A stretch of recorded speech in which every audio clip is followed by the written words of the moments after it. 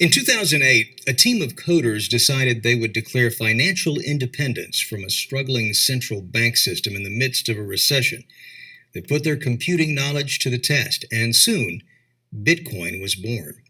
The cryptocurrency movement quickly evolved from its humble beginnings and transformed into a mainstream global phenomenon. Today, Bitcoin is still the most valuable, selling for around $60,000 a pop at last check. That's up from just a few cents a coin back when it launched. Even though cryptocurrency is catching on in the mainstream, the world surrounding it is still confusing to millions of consumers. We've got a lot to learn about how cryptocurrency operates and whether it can be sustained in the long term. For more on this, I'm joined by Gian Volpicelli. He is a journalist at Wired UK and author of Cryptocurrency: How Digital Money Could Transform Finance. We'll talk about cryptocurrency's popularity around the world and where it's going from here. That's all coming up next. Did you know that even if you have insurance, even GoodX.com event runs from Gian Volpicelli? Welcome to Business Wars. Thank you, David, for having me. How are you doing? I am fine. Very interesting writing that you've done on this subject. Cryptocurrency, I think is safe to say, can be rather cryptic to the average listener. In layman's terms, how does this stuff work? Well, the idea was to create a sort of digital cash system, right? So blending the digital elements or systems like Visa, for instance, so the quickness and the online element of those kind of networks with the immediacy of cash, which meant in this case essentially to remove all middlemen, all intermediaries. Every single company, like a bank or a payment company like Visa itself, and replace it with a decentralized network of computers, none of which was in charge of validating this transaction, but all of them, in a way, collectively did it. The reason for doing that was, first of all, to remove middlemen, just because middlemen were supposed to be rent-seeking, rent-extracting parasites, in a way. So they would extract banking fees or whatever kind of transfer fees payment companies exact. But also, the idea was that every middleman can be corrupt or can be threatened and in a way can be convinced or browbeaten into blocking certain transactions. And that's something that the people behind Bitcoin didn't want to happen. They want something that was, in a way, unstoppable, a form of payment that no one could stop. It wasn't just the intermediaries, though. One of the big differences between Bitcoin or cryptocurrency and, say, fiat currency that a government issues is that you don't have any government issuing this currency. And that's something that was that decentralization was very appealing from the start. They want to get rid of government-sponsored central banks and replacing them with a very mathematical base, they say, backed by maths system in which you had a very exact monetary policy in a way. You had a certain fixed number of monetary units of coins, in this case, of bitcoins. You only have 21 million bitcoins ever, which are minted at a regular pace, and that's it.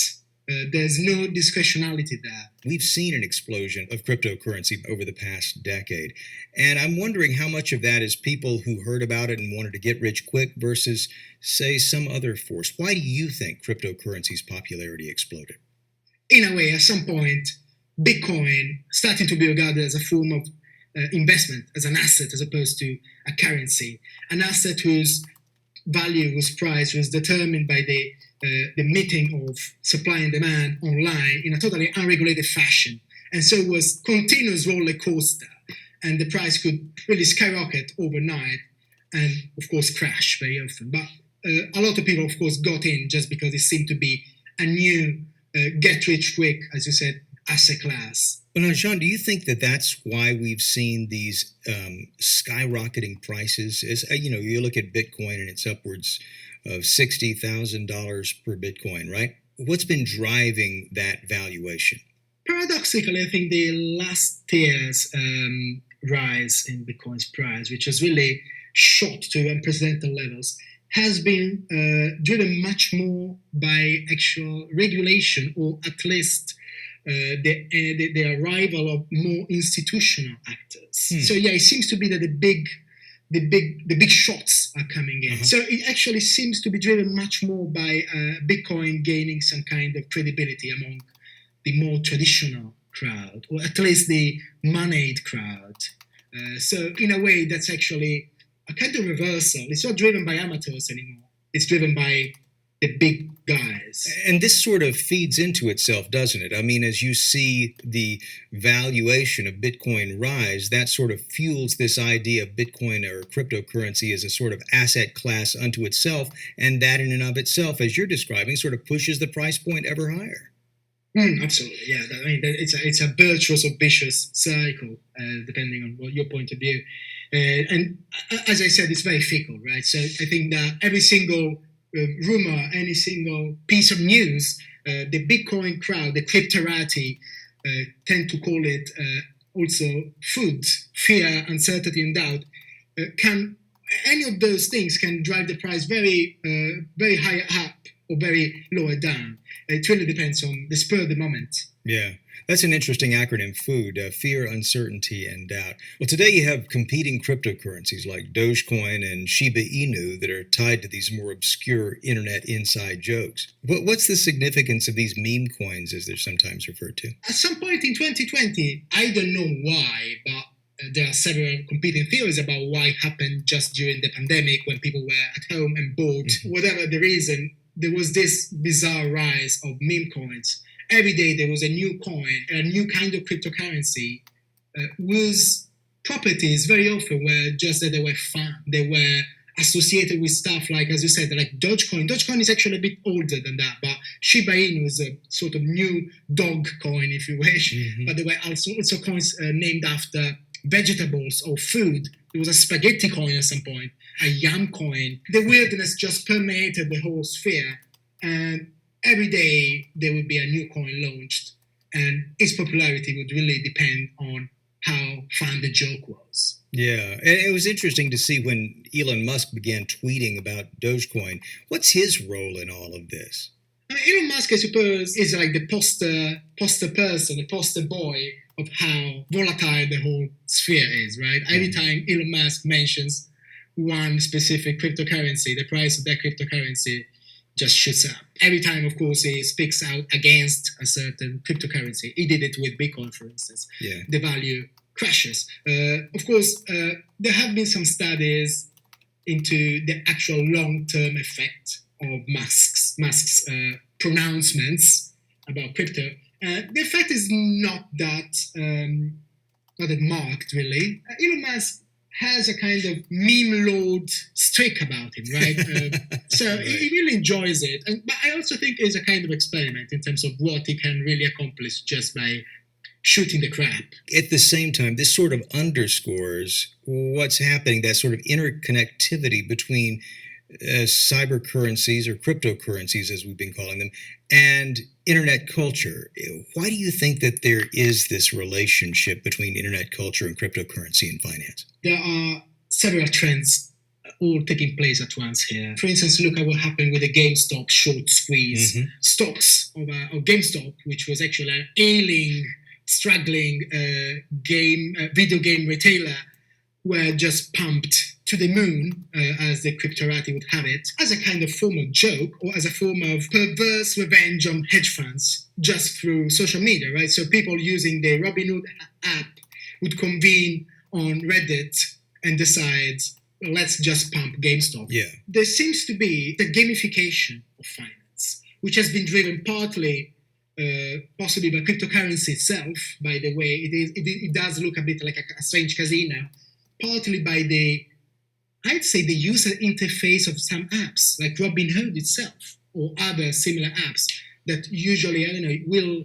reward your investment choices with confetti animations and some kind of funny sounds. And again, also, there is right now a very explicit nexus between investment / cryptocurrency and gaming. Like real video games. There are video games where you can earn cryptocurrency units. So it's a big mash. I'm not sure what's going on there. But internet culture, video games, online finance, cryptocurrency, memes, Elon Musk tweets are all becoming part of a big continuum where at the end, at the bottom of it all, I suppose, there is a kind of nihilist panache.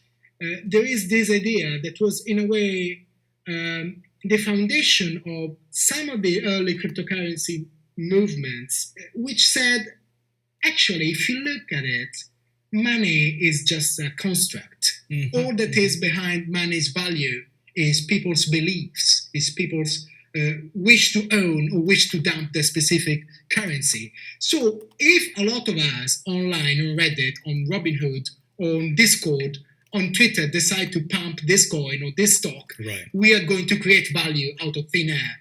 It's a bit nihilistic. It's very fun. It's very interesting. You've used a couple of words here that I'm just going to have to put in my dictionary because you talk about this sort of nihilistic chic or panache, I think was the word that you used, yeah, which says a lot right there. But then you add to that NFTs, these non-fungible tokens that are entering the scene, and based on would you say Bitcoin style technology, right?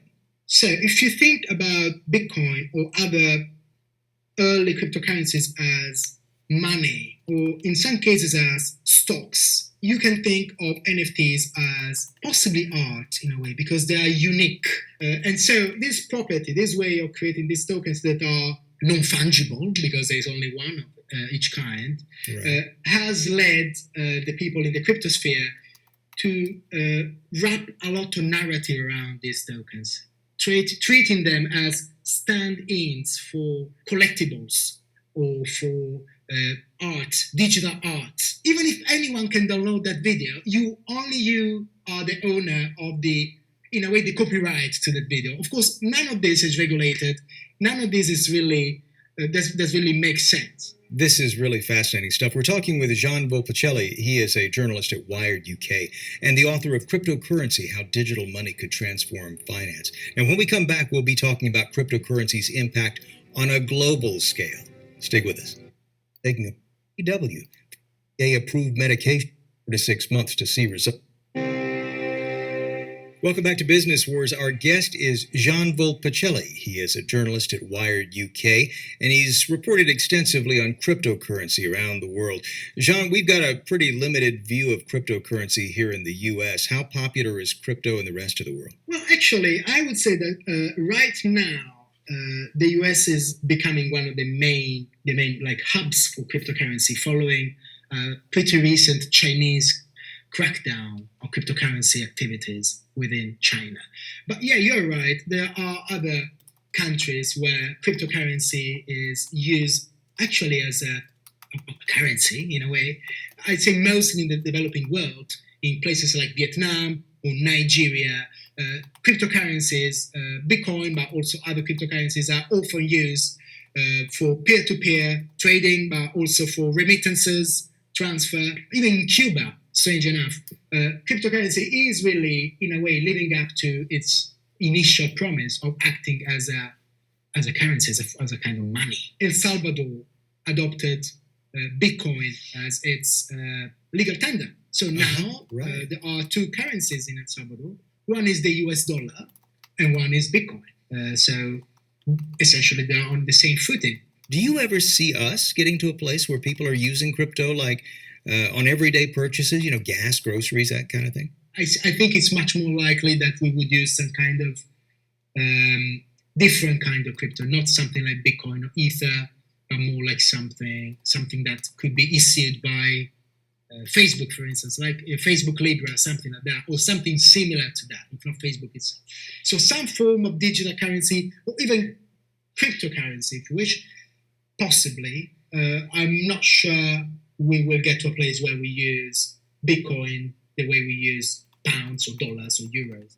Does that come to a question of trust? Or why do you think that is, that people would not embrace it as a kind of a standard for transactions?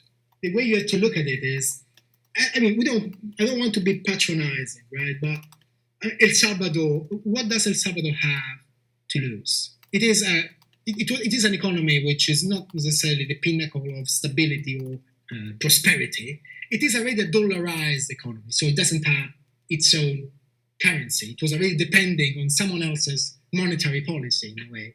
So it makes sense for some countries in the developing world, in the global south, to embrace cryptocurrency. Because in some cases, it's not as bad as their own currency or the currencies they're using, which are possibly foreign currencies, such as the dollar, for their own ends, I mean. But in some Western countries, it's a bit different, right? I mean, why would British people start using Bitcoin instead of the pound? There's no real reason. There's no wild fluctuation in the pound's value as opposed to what might happen in Panama or in El Salvador. I take your point. And, there is one place that is not embracing crypto in a big way, and that's China. As you well know, taken some pretty draconian measures trying to limit the influence of cryptocurrency behind its borders. Why the crackdown there in China?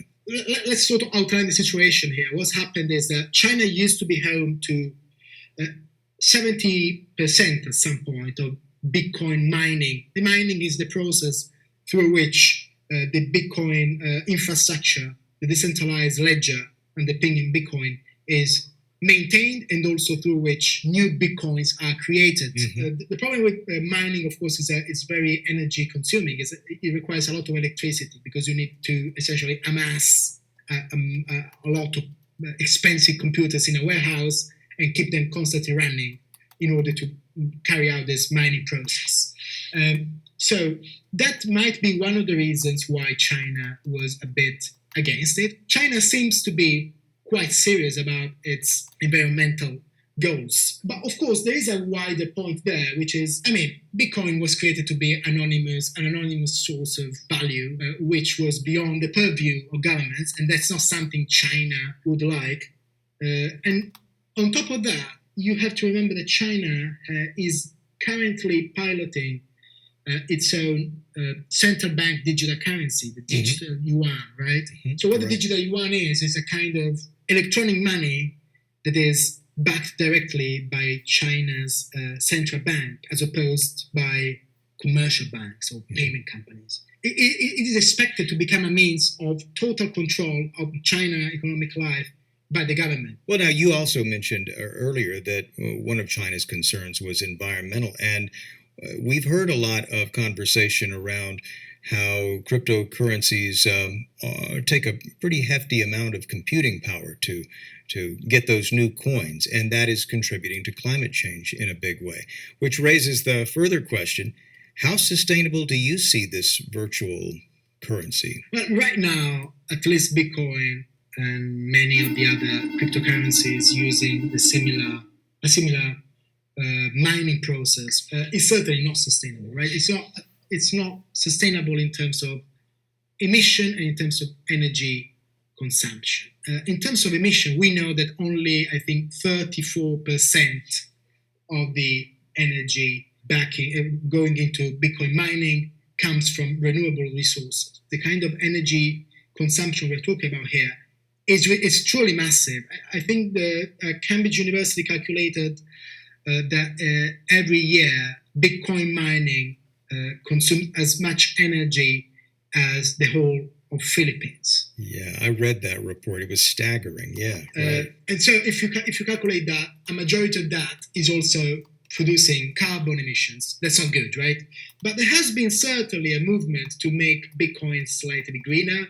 I think that a lot of the Bitcoin miners based in the US are pretty aware of the kind of original sin of Bitcoin, and they want to use more and more renewable energy, so hydro energy or solar energy. And there is certainly a kind of public backlash against Bitcoin mining that seems to be driving it even further. So if you think about Elon Musk himself, he announced at some point earlier this year that he would accept Bitcoin payments for Teslas, and then he recanted that on the grounds that he didn't want, he who is a champion of solving climate change, he didn't want to contribute to climate change by endorsing Bitcoin, which he regarded as a threat to climate. Yeah. But also what he's doing now, he's working with associations of North American Bitcoin miners to make Bitcoin more sustainable. There is still a massive problem in terms of sheer energy consumption, because consuming energy is going to, in a way, distort the market to make Right. energy, even if it's renewable, more expensive. But it does seem to be, and correct me if I'm wrong here, it seems to be almost an existential threat to crypto. I mean, if this cannot get more sustainable, is there the possibility that crypto might eventually phase out? Crypto itself, as a whole, I'm not sure. I'll tell you why. But I think it's mostly a Bitcoin problem. So Bitcoin is the first cryptocurrency, the most popular, the most valuable, and it's also a very rigid, very ideologically rigid coin in a way, cryptocurrency and community behind it. So no one wants to really renounce mining, which is regarded as a very secure way of maintaining the blockchain and making sure that it's cannot be changed, cannot be attacked by a hacker. But a lot of other cryptocurrencies, including Ethereum, are now are using different systems that do not require this expenditure, this consumption of energy. Systems called, for instance, proof of stake, which is much more based on using deposits. Essentially, you essentially just stake a certain amount of the currency, and if you try to hack the blockchain or you try to act dishonestly, you lose your collateral. Of course, Bitcoin extremists, Bitcoin maximalists will tell you that proof of stake is not as secure as mining. Jean, this reminds me, you can almost take this full circle, because when our conversation began, we were talking about these big dreams, big ideas, all ideologically based, challenging the financial system, taking some power away from the intermediaries, the big banks, during a global recession.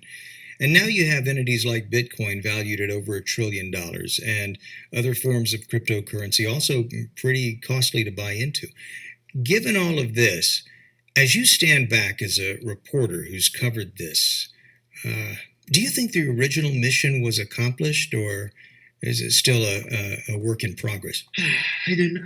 I think it is being accomplished in a piecemeal fashion, right? So certainly whoever designed the original Bitcoin white paper in 2008, whoever hid behind the pseudonym of Satoshi Nakamoto, the creator of Bitcoin, they might be nodding along with El Salvador in terms of how Bitcoin managed to become a kind of currency.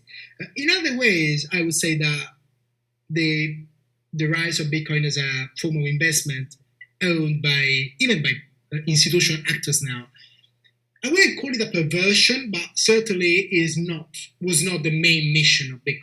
It's a kind of diversion, at least. Even if it might be a diversion that over time turns out to be good, just because, as we said, speculation was considered good as a way to make new currencies, cryptocurrency, private currencies, become more valuable and gain acceptance among the wider public.